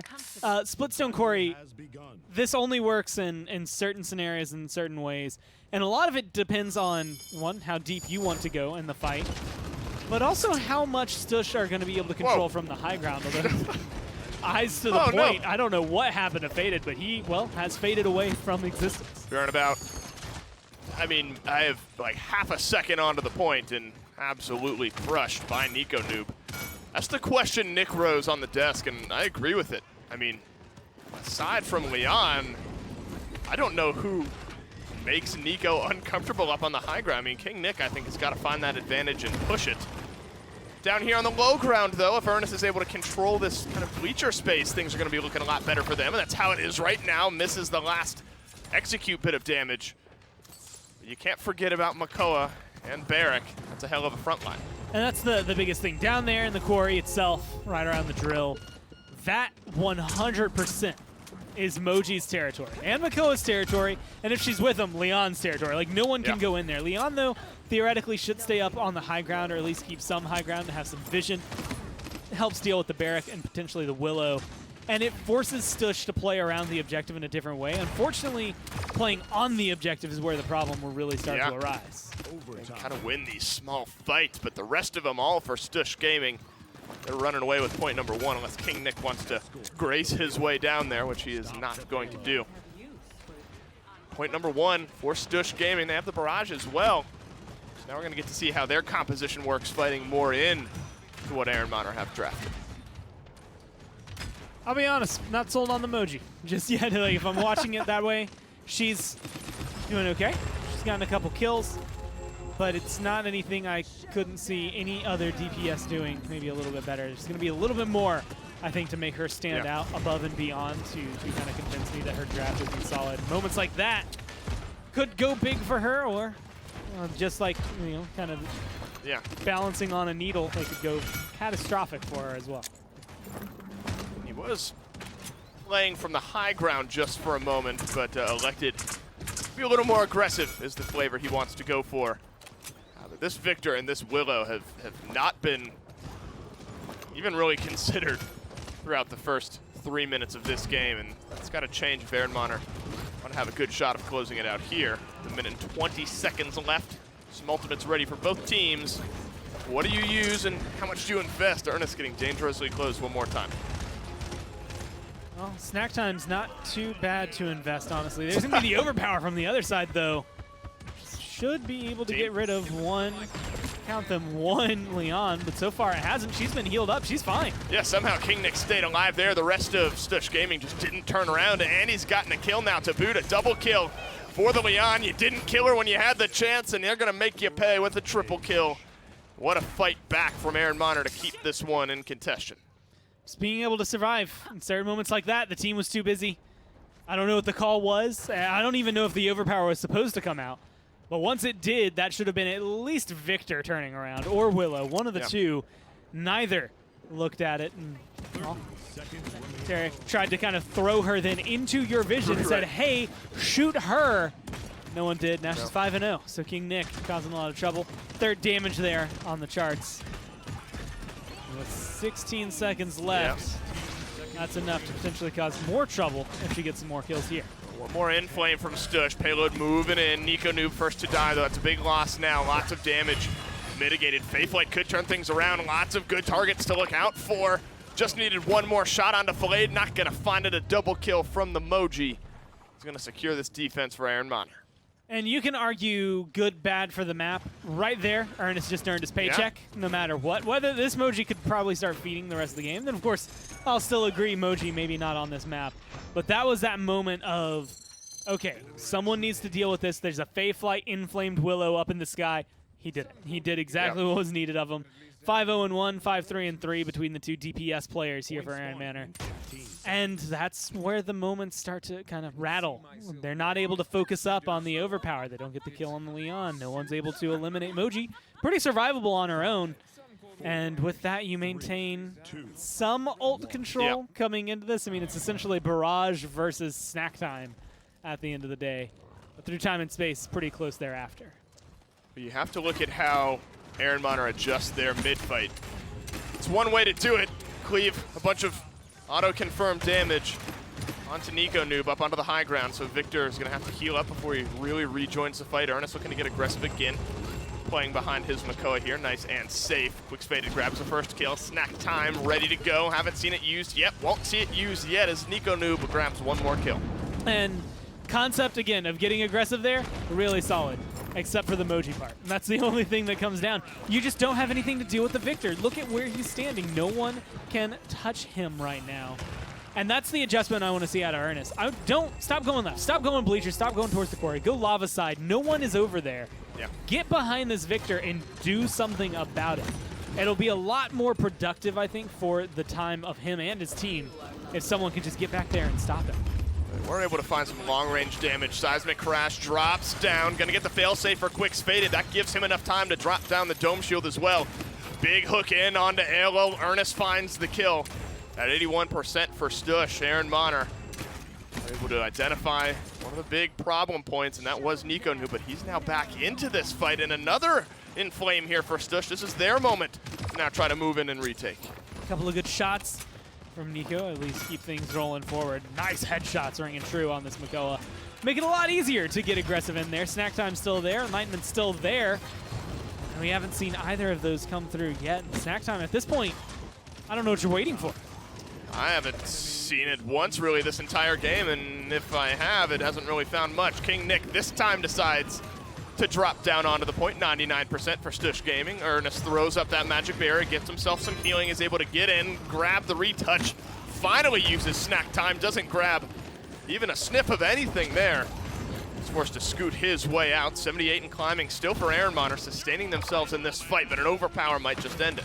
Yeah, I'm going to do the positive side. I'm going to say this is a practice round of Moji for Ehrenmanner, because that is about as much as I can go for it. A lot of those instances in that fight, you kind of see pretty much all of the shortcomings that come up with the champion, and that is her damage is really good in a certain range that is she somehow manages to be slightly longer but still shorter than Sky in a weird way. And her ult, that ult, it's difficult to connect on, difficult to kind of flick and hit. And unfortunately for Ernest, I think he learned that one the hard way. Cannot polymorph the ground. So as such, that gave Stush, the control they needed on the objective. No kills coming through from that. As not necessarily full-blown execute. You can usually get a kill off of it, though, if you chase them down properly. So Stush, they get not only the point, but also a ton of percentage push. And actually still moving forward right now. Someone needs to start paying attention to it. Move back, did stop the payload here. Not wanting to be backdoored. Good stun. Locks up iTech, quick faded. Kind of two separate fights going on here, and Ehrenmanner are winning the one closer to their base, which is maybe more important, but a seismic crash may turn that one around. Failsafe activated, King Nick finds the kill. Back in behind his shield there. Those quicks faded, not enough to block off the damage, and one more time, this defensive Moji seems to work out. That's nice, I guess, in terms for Ehrenmanner. It's nice if it does hold on to it, but defense is just not, it's not going to win you the game, I guess is the better way to word it. We'll have to see how it continues to go. Standing up here playing tower defense. As she comes through. And this actually ranged like right down to from this ramp onto that, I guess, other ramp where the players of Ehrenmanner or of Stush are going to be running past the players of Ehrenmanner. Those are the ones that it does help Moji. She's in good range, she can do a lot. And that's why she's doing so well on this defense. Everyone's a little closer knit. Yeah. Her damage is a little more palpable. Might not be there, though, to fight as Nico Noob grabs two. This one's going to go in for sure. Stush Gaming 1 point away, forcing a game 5.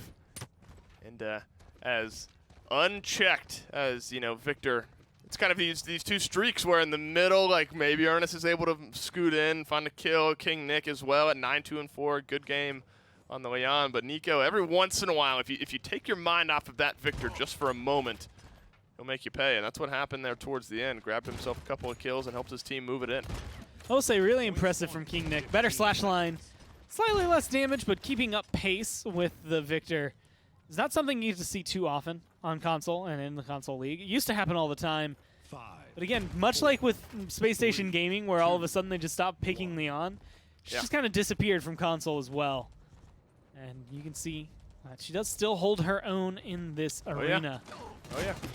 I'll have to see if he can continue that with a missed overpower. It's definitely going to help. That would have been a big turnaround if you were able to confirm a kill onto Leon. Nico Noob still free and clear onto the high ground. Does get poked out just a little bit, and Ernest as well scoots away. Stush Gaming first one's onto the point here, and it's pretty long and confirmed damage. You're not getting the full-blown execute, but still doing some good damage there is Ernest as they find one more kill onto Tarek. Goes a little bit too far forward into the magic barrier at 100 health.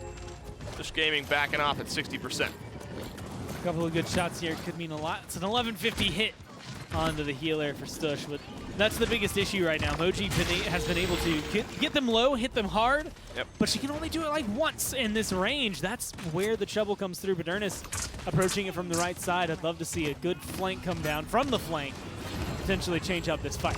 Wouldn't you guess it, one more time, Nico Noob from the high ground gets himself a double kill. Stush Gaming now just need to zone, getting ever so close to locking this one up through time and space. Does not connect. The shell spin in from iTech is going to keep them in this fight. Ancient Rage gets melted through as overtime looking down to expire. One last time, Stush Gaming in on the zone. Does he have the time to get in? Quicks faded does, but the kills are all coming up for Stush. One last lockup, that's the overpower. And Ehrenmanner are going to go searching one more game for a win. A very weird turn of events where missing an overpower helps you out because you had that 30% buffer, so you get that right in time for the end round, so you can get that confirmed kill. And a not rare turn of events where Moji on Splitstone Quarry doesn't work. You're not sold. Not at all. Of course not sold. I'm negative sold. I'm so much more sure that that's the pick that lost them this game that I don't want to see Moji again. We were unsure going in, and now we are sure of why we were unsure. There were moments, a lot of them were defensive, a lot of them were kind of back against the wall in base. I still kind of stick with the concern that they raised on the desk where who is going to stop Nico Noob up on the high ground on that Victor? Maybe every once in a while we'd see like a good rotation from King Nick, but relatively unchecked throughout most of that game. I mean, 60,000 damage, not bad numbers, I guess, at the end of the day. Still slightly under the barrack that comes through. Not a lot of aggression. And really, you have to compare it to what Chico was able to accomplish, what Nico was able to accomplish. Both of them being able to kind of topple just by a little bit in terms of numbers, while Nico much further, almost 40,000. But the streaks. 10 streak, very safe. 6 deaths per each of them. 9 and 10. Ernest was almost even. it's just you're getting kills onto the tanks, which they have 2 of, and the DPS can stay there. A lot of the times that you are able to do anything, the team could stabilize off of it, and I think that's the biggest issue with that Moji is it didn't get to the backline fast enough. It didn't do anything to the backline. So even if you kill Ailal, even if you kill Tarek, they don't care. They just control the zone. Your tanks can't stand there because their DPS players are uncontested. And the Slash lines would agree with that. I mean, double-digit deaths for both frontliners and low single-digit kills for Ehrenmanner. I've mentioned Nika Noob. I thought he was one of the big reasons that Stush was able to win, and these replays show you a little bit why. It's just been looking good for him. I mean, this game, again, maybe a little easy because that was the worst case scenario for him, was someone finally decided to put some pressure on, and he killed them during the pressure instead. Didn't quite burn that Ancient Rage, but burned it down fast enough that I don't think there was a time for him to get through. And that was that moment we switched when we were watching to Ernest, and I was really hoping to see him loop around, get up to the high ground, take that control away, and he just wasn't able to get there in time. He got slaughtered too quickly. Yeah, I mean, I guess the thought was there to maybe try to mix things up. So at least they were trying to change. It's the essence. Maeve and Eevee work really well here because their mobility's that high. That's kind of where it comes through. I think Androxus could be really, really good here because his mobility keeps you kind of up and elevated. Moji, just her dash, pretty easy to trace, and then her magic barrier can get you a little further, but there's just not enough to close the gap. Yeah, not quite as confirmable. Ehrenmanner don't confirm the set win just yet as Stush grab themselves the win on Splitstone Quarry. Game 5, deciding Game 5 right after this break. The Paladins Console League is brought to you by Evil Mojo Games, developers of Paladins.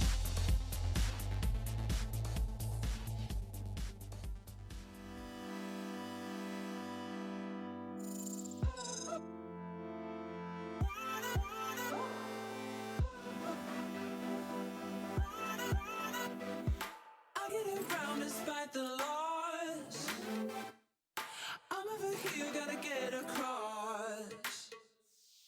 Whether you like it or not, there is a moment meant for us. And now you made it, but I already played this. Not interested, open your eyes, let's get it done. Take my hand, just follow me. Shadow me, I want. Sky is on fire. The lake has turned to a golden sun. Oh, I'll never get tired.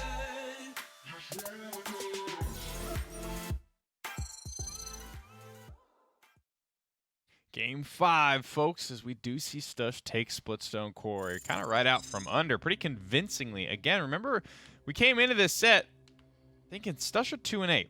It's not looking like a very favorable matchup for them, but this is a team that often plays spoiler, taking games all the way the distance in certain maps, and in the case of Ehrenmanner, actually taking maps off of them. 2 of them, to be precise here. This one's going to go all the way. And if Ehrenmanner aren't careful, if they're not getting good drafts, right, they quickly go from being the favorite to being the underdog themselves. Yes, Stush have had some fantastic drafts, and it's led to them taking more maps off of Ehrenmanner than they've taken this entire phase. Yeah. I mean, 1 in the last 3 games until now. So Stush really have a chance to close this out. They just have to, on Ehrenmanner's last pick, they have to find something that's going to work just as well as that last draft did. They really had a great draft on that map for burning the point tank, and you saw it. In the end, the Moji, Leon, were doing a decent job defending, but they just couldn't withstand the Victor Willow pressure in mid. Nobody could get to that incredibly strong backline from Stush Gaming. Can't let that happen again. Can't do any of this corny stuff.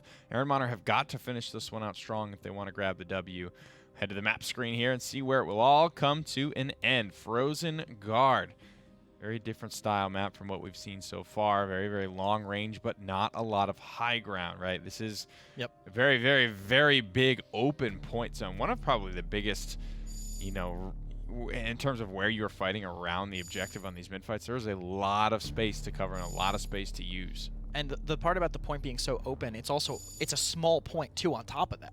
You look at Ascension, I mean, that's a pretty wide point area with a lot of doors, similar to Frozen, but the point's also huge. The point is one of the bigger in the game for sure. So not having to commit all the way in to touch the small point in the middle makes it a lot harder to keep it contested, to keep that pressure up. And Stush taking Barrack, I think, can help with that a lot. Leon, great at range, great at punishing flankers, and Barrack is going to be the one tank that's going to be able to get in and get out after contesting for a while. Flexibility so far for Stush Gaming. Ehrenmanner go to the Furia early on, leaving a Genos open for Stush Gaming, which kind of seems like it could be pretty detrimental. I mean, so far Genos complements pretty effectively what Stush Gaming are going for. And grabbing two of these kind of aggressive off-tanky sort of picks and not wanting the Genos for that either is a little bit interesting to me as well.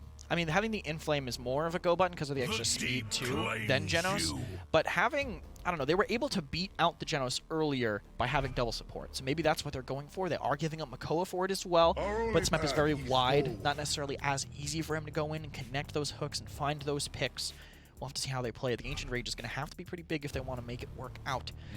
Strix? Yeah, this is something I was wondering about. The early Leon pick kind of told me that snipers might not be something that's really interesting for the console players, but Strix has been so powerful in minor league and console league that if you can operate him, I think even at 75% effectiveness, it's going to be worth the selection here, especially looking at it, you know, going 7th overall. And I'm surprised they didn't actually. I guess it could have been kind of interesting to have double vision for the double stealth. Yeah. But Maeve is going to be the choice instead. Midnight gives them their kind of own aggressive play. No Cassie scout to counter it. So Midnight, until Resilience is online, is going to be an ultimate that Ehrenmanner really don't have a way to deal with. Dang, I mean, who do you like? Honestly, I like Stush. Okay, guys, this could be the upset. Stush Gaming have another pretty solid draft for themselves in Game 5. Can they complete the upset? Goran, Stush has always been that team that an upset for them is like taking a map off a Flashpoint or making some of these sets close. At 2-8, rarely is the upset for them winning one of these entire sets, but they've bought themselves that chance here on Frozen Garden. And I will say, well, I'll put a caveat on there, some of this has been Ehrenmanner assisted. That is fair. 100%. I mean, the triple support, that was this set. It's hard to remember back that far. That was Jack Falls earlier. And there's also that little shakeup during the last map, definitely going in their advantage. This time around, though, I like the draft from both sides. I personally feel Stush's is more consistent. Agreed. But this Strix coming through, along with a Sky on this map on console, this is a deadly combination, and this could very easily be I could see it being a 4-0 for either team, let alone just being a win for either team. And a lot of it will be execution-based. I agree. I think it comes down to the execution. We've seen some Skies fall flat on their face. We've seen some carried games. Same with Strix, although it's more often the carrying type and less of the falling on the face type. Good aggression early here. Maybe some good targets for King Nick to take advantage of. Misses that one. That's your, difference maker there. You talk about performance-based. One more shot. Lands onto that Leoner. Now lands onto McCoy's. Forced to stealth out. Halo's playing aggressive there with only 1,000 health left, but now getting chipped away. And Faded being able to get the first kill. 2 kills up for Ehrenmanner. Make it a lot easier for them to start steamrolling this. That's the one thing. Sky, it feels weird to say it. Frozen Guard's a good map for her. Yeah. It's not so much on the actual push, especially in this area right afterward. You have to approach very, very specific angles here from Faded. Once you leave that doorway, it's kind of an easy picking ground if you are, well, anybody that's not Sky. So he's going to have to play that part carefully. But around the objective, I mean, dance in and out, use the pillars, everything looks good for you. Well, at this point, you're just trying to zone if you're Ehrenmanner, so Ernest isn't too worried. He died right there. Ernest grabbing the Ash this time around, so a little bit of roll pivot for Ehrenmanner. Quick Faded, sticking with the Sky. Doing pretty good at it here. Ehrenmanner keep this payload rolling on in. 5 streak for the Sky. I mean, this is sort of that potential that we bring up at the beginning of the game. She can really turn these things around for your team.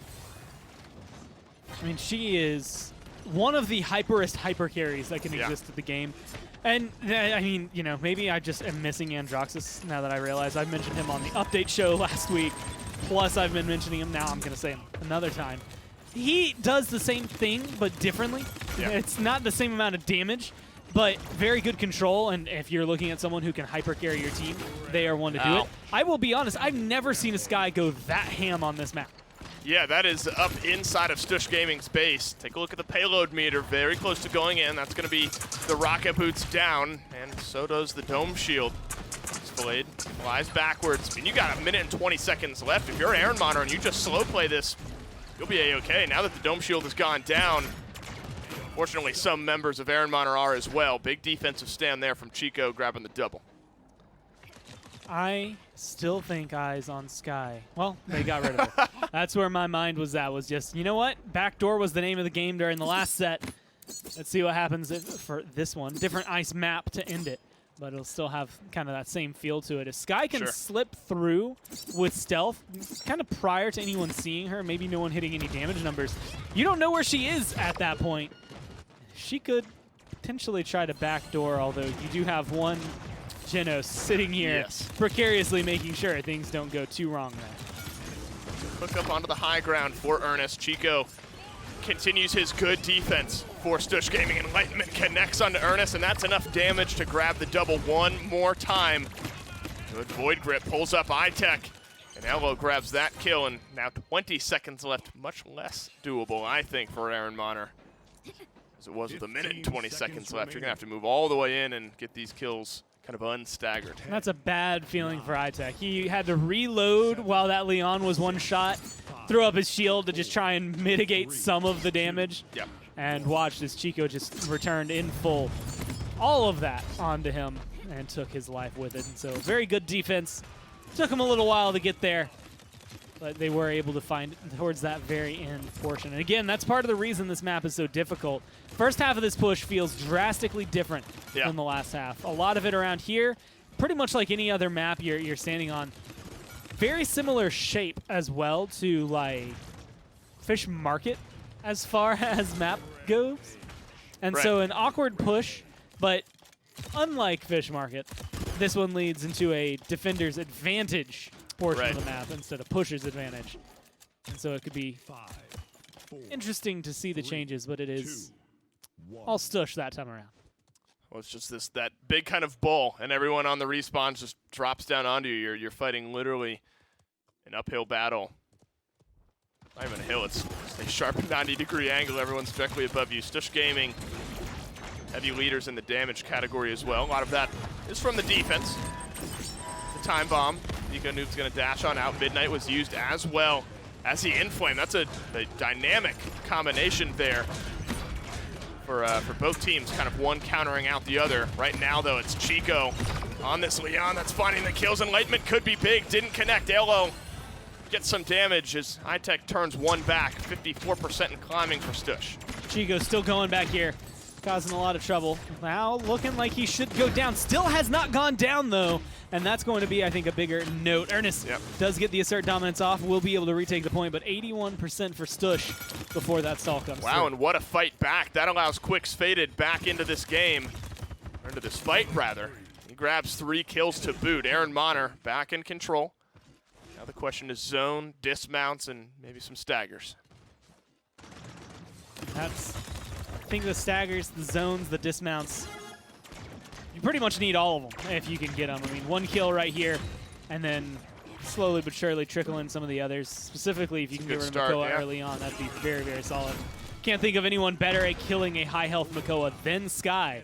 So very, very solid for them. Really good angle to hold here as well on the side. Yeah, holding that left. I mean, they just really sniffed out what Stush Gaming were trying to do. Quicks Faded held down that left-hand side and fighting through a small doorway into easily confirmable poison bolts. It's not my idea of fun as Quicks Faded moves his way up to 11, 3, and 3. Not highest damage. Chico, a lot of that garnered on the defense last time.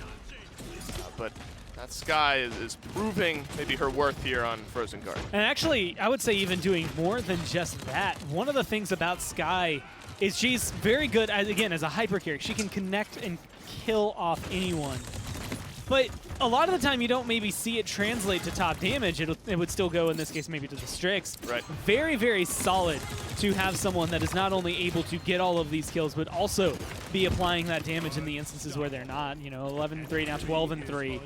Very, very solid performance from Quicks Faded so far. And again, for the first half, I'd say even first 3/4 of these pushes, he is the one making the difference, which it feels like that's Strix's job. And so he's doing above and beyond the Call of Duty. I agree. I think that this is going to be maybe a big time bomb as well.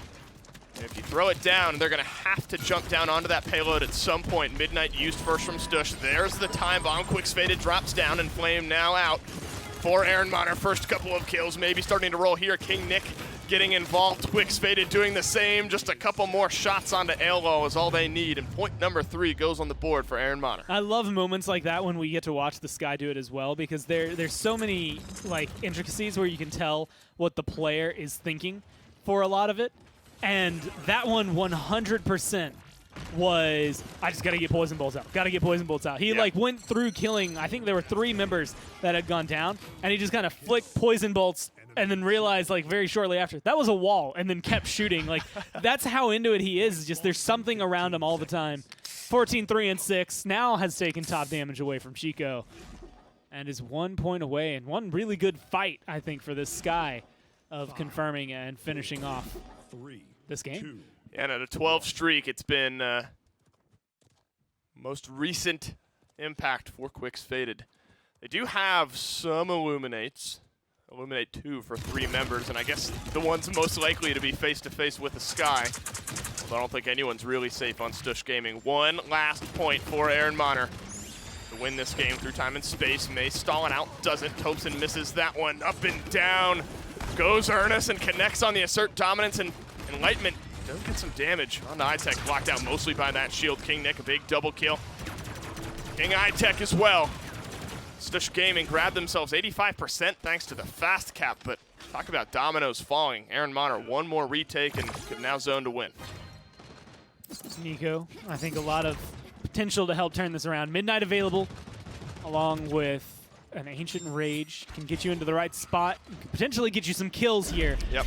And they're going to use the Midnight to get aggressive. If you can get rid of Strix or Sky, that's going to open the door, but immediately Mako gets a kill. He has that Illuminate. I mean, a lot of it for Quick's Faded, but definitely helps with King Nick. Overpower onto 1. He trades out his life for it. Chico gets a double kill to keep Ehrenmanner in it, and that might, or keep Stush in it rather, and that might just be enough to win this mid, keep this game going. Gormizer, it looks like it is. It looks like just for maybe one more point, Stush Gaming stay alive. And that was well paced from Stush. I mean, knowing when to use the Midnight to get aggressive, and at this point, having the amount of Illuminate that they do have to chase down either the Sky or the Strix. Again, it works on either. It's just Strix is going to be able to be effective from further away, so maybe it's not as potent on him. If they chase him down, you get to use your Ancient Rage early on here. You start off on a good push, and you keep Ehrenmanner kind of second-guessing themselves and locked away in their base. No, the Ancient Rage gives you a fat stack of health, but Quick's Faded still does a pretty good job of melting through that. One more time onto Nico Noob. Honestly, I think on the retake from Stush Gaming, really long-range daggers from Nico Noob connected onto Quick's Faded, so it was like 4 members of Ehrenmanner. The one that's not around is the Sky, who's been so important. I think that was a huge difference maker. A big reason Stush were able to fight their way back in. So well placed there from Nico Noob, but looking a little bit better on the defense right now is Ehrenmanner. Of course, you always have to be aware of maybe a backdoor, but really only Maeve is the one who could somehow sneak by, but I think Ehrenmanner, maybe you're going to be privy to that. Yeah, this is the defense. Yes. That's kind of blowing my mind right now.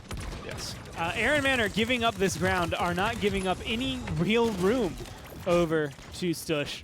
They're just moving back towards, theoretically, where the actual line of scrimmage should be, where the line of play is. And that's where the payload is right here, slightly past the mid-fight.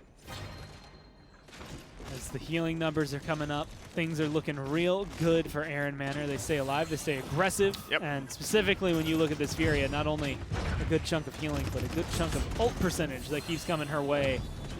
It's made it a lot more difficult to get rid of them than I think Stush had in their mind.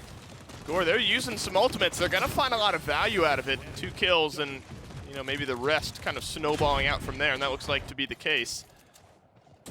But that's just to save, you know, a 3-3. They were not going to lose the game on this push, but just wanting to confirm it. It's only the Assert Dominance in the Inflame, and Flame is going to charge so quickly. Assert Dominance, you know, maybe around the same.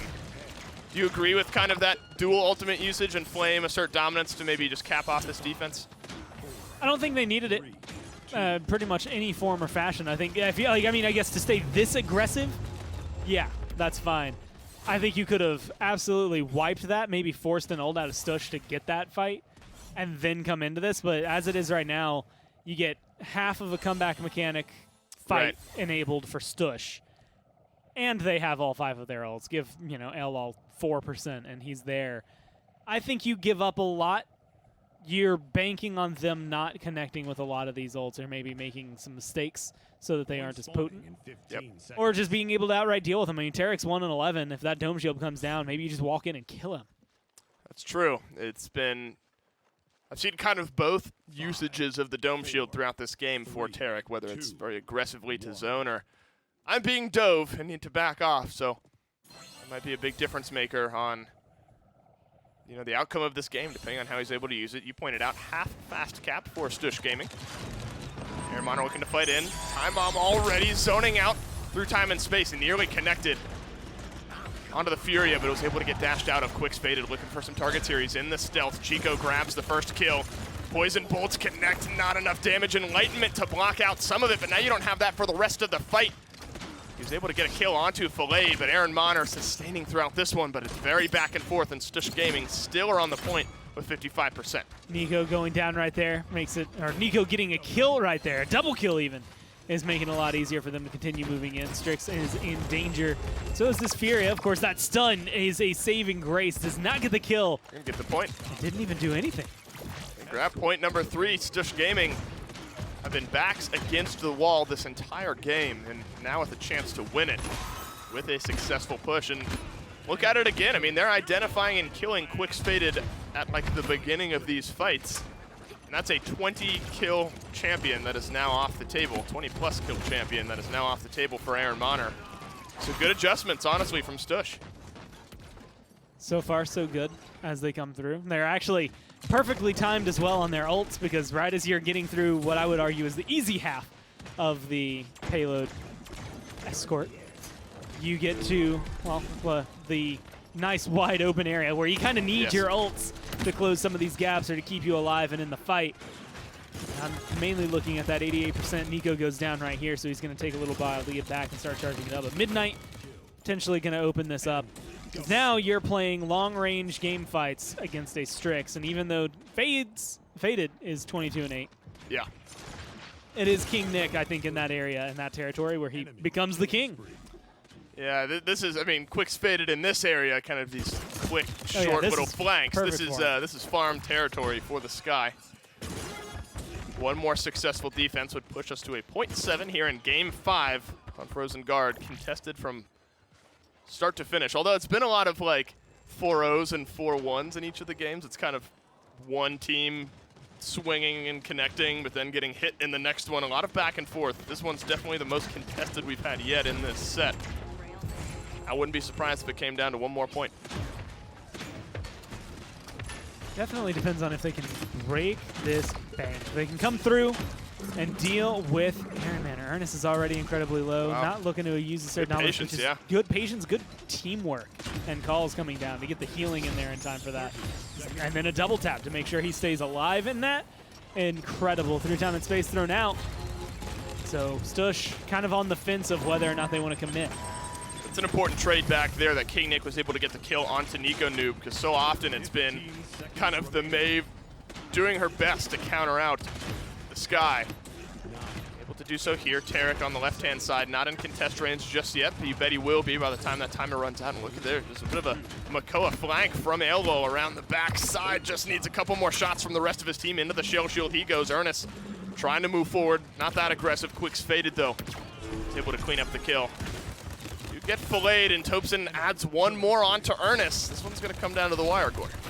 Good kill from Faded. Going to be able to kind of keep the gate open for them. That's 2 down on the side of Stush. They're still alive, still moving forward, but they don't have anywhere near as much potency. It depends on Chico, and he's looking to just shred through iTech. They finally deal with him in time. Now you got one more point in the final game of this set. Either Stush Gaming complete the upset, or Ehrenmanner are able to find themselves the win.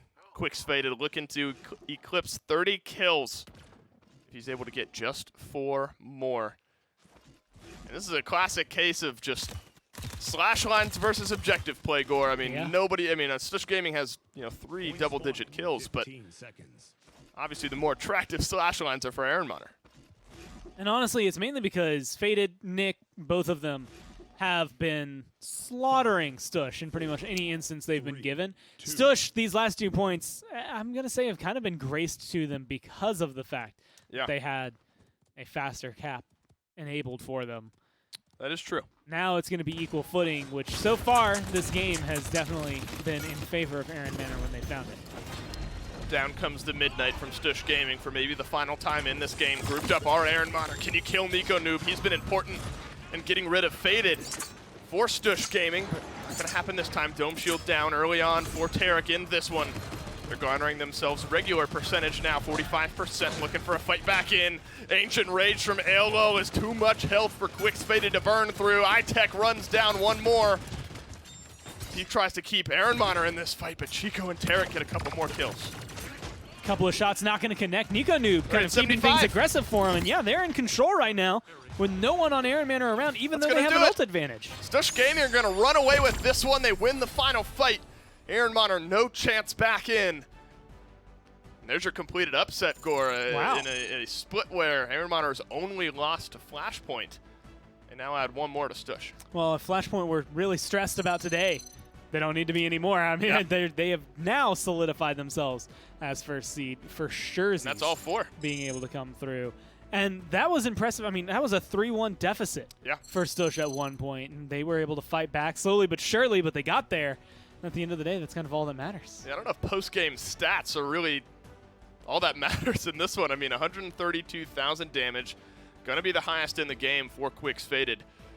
I kept mentioning Chico's name in these fights, and I think the Leon was so important in countering out some of what Ehrenmanner was bringing, and high damage numbers even from Elo and Nico Noob, both at about 94,000 damage. Yeah. So it's a long game, but while the slash lines aren't all that pretty, the damage and the objective control from Stush Gaming was there. And it's 3 items, really, on the side of Stush that have made the difference here. It's the Illuminates that came through. One for Elo, one for Chico, one for Nico. Every single one of them made that difference. Because, yes, while Quicks was 26-10, they caught him out, and they also caught out King Nick several times because of these items. Made it a lot more difficult to be a stealth champion. Also makes it a lot easier to decide I'm going to buy that item when there's 2 stealth champions on the other team. Yeah, I'm trying to think. I mean, I guess if Ehrenmanner chose, like, Saris over Furia, you get a little bit more value out of Illuminate, but as far as damage dealers go, that's a dream. I mean, so much of why Strix is kind of resurged is, kind of the stealth changes, all of that. So Sky immediately hurt by Illuminate, so well played there from Stush to adjust. And just everything they did for Stush specifically, their draft coming into this was a solid one, a very good Ice Mines draft. It's just overpowered by what Ehrenmanner had. And Ehrenmanner were very dependent on 2 things popping off for them. Strix needed to be able to get a lot more impact early on in the fights. And of course, Sky had to kind of get the ball rolling and keep rolling with it. And unfortunately, during that last 2 fights, really, they just never found it. And I think Stush Gaming, now at 3-8, have impressed me throughout this split, even if it's just kind of one game at a time. The wins and losses haven't been there for them, but you can see that they're almost there. The team, when they play cohesively like they did today, is a team that's very difficult to play against. That's it for our EU portion of this Console League Monday. So let's send it back to the desk to wrap it up. Thank you so much, gentlemen. Congratulations to Stush Gaming, and a congratulations, I think, in turn, due for Flashpoint, who able to lock up this region. Again, only the top team is going to move on to the placement round for HRX. And because of the loss here, the upset against Ehrenmanner, that does confirm Flashpoint as being that #1 team. Again, this one was not really a kind of a corny draft, not really a bad draft on either side. Sky was able to do a lot of work, but Stush Gaming ended up coming out on top. Yeah, I mean, Sky, that definitely wasn't a draft I would say as poor as the earlier ones. No. I just think but you still like Stush's better. Yeah, I did like Stush's better. I was going to say, I think they executed. I mean, my prediction was definitely a little risky going after that first round when they just were looking really dominant. I was like, ugh. I'm looking a little Right. rough on the prediction side, but they pulled it out as the game went on. The Illuminates really shut down that Sky's ability to kind of kite and stay Yeah. alive. The Strix too.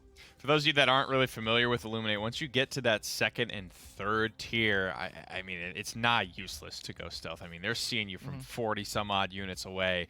It is very, very apparent, very, very easy to counterplay, guys. That does it again for the games here in the EU. We're going to take a look at the results because, again, a lot of things were shaking out and actually locking in today. Flashpoint did 3-0 aerial Arise. Stush Gaming just upset Ehrenmanner.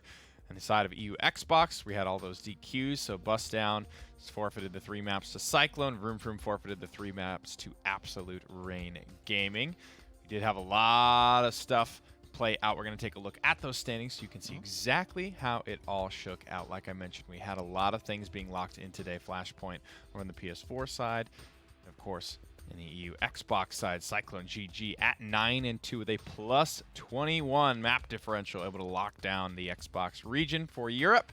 And for European PlayStation, Flashpoint able to do it at the 10-1 /line. Pretty close considering how dominant Flashpoint traditionally have been in this console region. Yeah, definitely. EU PS4 is catching up, I would say, in general. I mean, Ehrenmanner was putting up a fight against them constantly, and we just saw them get upset by the 3rd seed. Yeah. Constant fighting back and forth on those sides. But Pretty wild. definitely not too surprised we're seeing the same teams from the previous land, the MSI, coming back. They were looking very strong, but you can clearly tell that all the regions are starting to catch up. That is a huge upset. Again, 2-8 versus 8-2 going into today. Never really expected to see that one coming, which is why we made sure to pinpoint on Stush Gaming that they have often played spoiler, man. They have often found themselves in a position to not only take those maps, but in this case, now they're taking sets off of some very, very heavily favored teams.